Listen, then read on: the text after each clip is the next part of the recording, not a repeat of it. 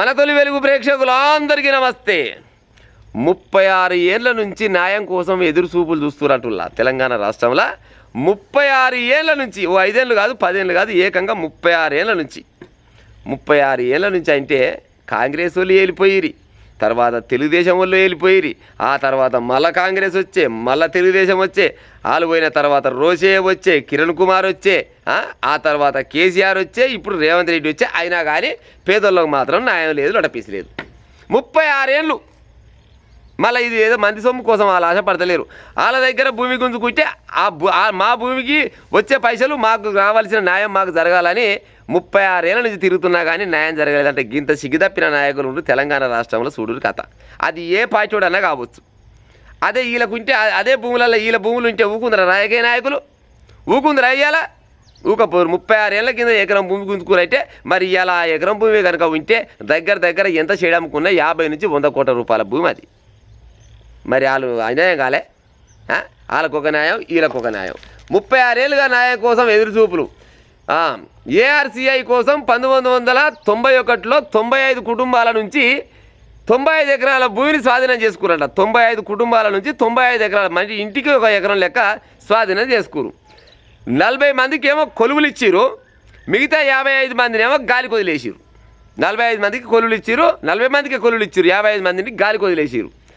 ఏఆర్సీఐ ఈ భూములు మొత్తం పోయిన వాళ్ళు ధర్నాలు చేస్తారు. మాకు న్యాయం చేయకుంటే మాత్రం రోజుకి ఇటువంటి ధర్నాలు చేస్తామని ఇంకో పేపర్లో వచ్చింది. ఇలా చూడు, అసలు ఏఆర్సీఐ అంటే ఇదేంది అడ్వాన్స్డ్ రీసెర్చ్ సెంటర్ ఈ ఇమారత్ అంట. రంగారెడ్డి జిల్లా పూర్వ సరూర్ నగర్ మండలం బాలాపూర్ గ్రామంలో కొలువు తీరింది. ఇది బాలాపూర్ గ్రామంలో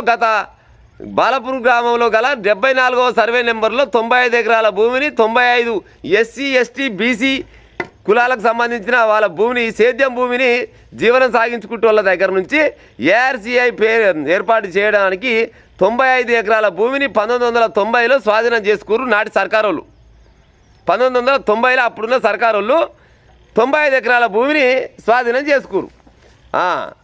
భూ నిర్వాహితులకు ఇంటికో ఉద్యోగం ఇస్తామని 1991 మార్చి 23న 207వ నెంబర్గా జీవో జారీ చేసిందంట. ఏఆర్సీఐ ఏర్పాటై నేటికి 36 ఏళ్ళు అవుతున్నా భూ నిర్వాసితులకు మాత్రం న్యాయం జరగలేదు. కానీ 40 కుటుంబాలకు మాత్రమే ఉద్యోగాలు కల్పించారు. వారిలో 10 మందికి ఏమో శాశ్వత కొలువులంట పర్మిట్ చేసిరు 10 మందిని, మిగతా 30 మందిని మాత్రం అవుట్సోర్సింగ్ ఉద్యోగులుగా పనిచేస్తున్నారు. మరో 55 కుటుంబాలకు మా సంగతి మాత్రం పట్టించుకోవలేదని 36 ఏళ్ళ నుంచి తిరుగుతూనే ఊరు తిరిగి సచ్చిన వాళ్ళు ఎంతమంది ఉన్నారో చెప్పురాను. ఇక 36 ఏళ్ళ నుంచి సచ్చిన వాళ్ళు కూడా ఉండొచ్చు చాలామంది. మరి ఆల భూమేనా వీళ్ళ పక్కన ఇంకా బొక్కలు ఏమన్నా వచ్చినాయా?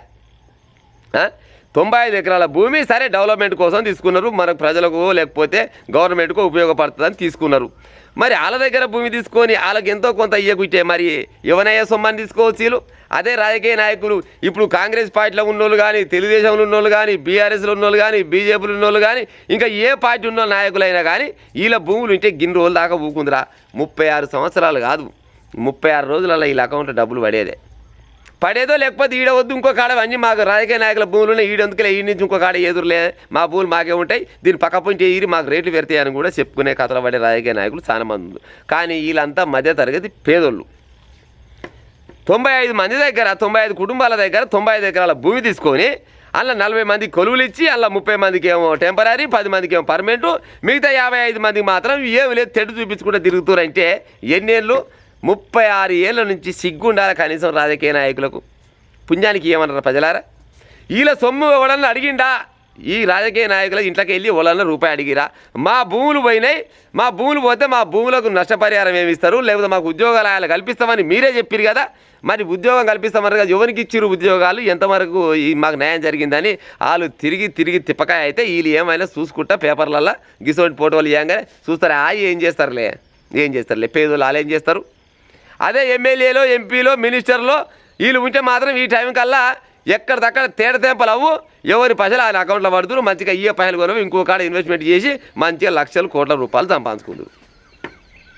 గింత అన్యాయం పాడైంది తెలంగాణ రాష్ట్రంలో.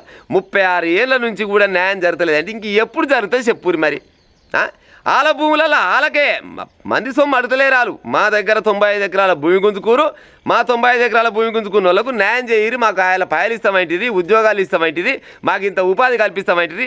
ఉద్యోగాలు లేవా, లొటపీసు లేవా, ఉపాధి లేదా, ఏమి లేవా, పైసలు లేవా, ఏమి లేవా అంటే మరి 36 ఏళ్ళ కింద ఉన్న ఎకరం భూమి ఆయల్లా మరి ఇవాళ 36 ఏళ్ళ తర్వాత ఇవాళ ఎకరం భూమి దగ్గర 50 నుంచి 100 కోట్ల రూపాయలు వలుకుతుంటుంది ఆడ.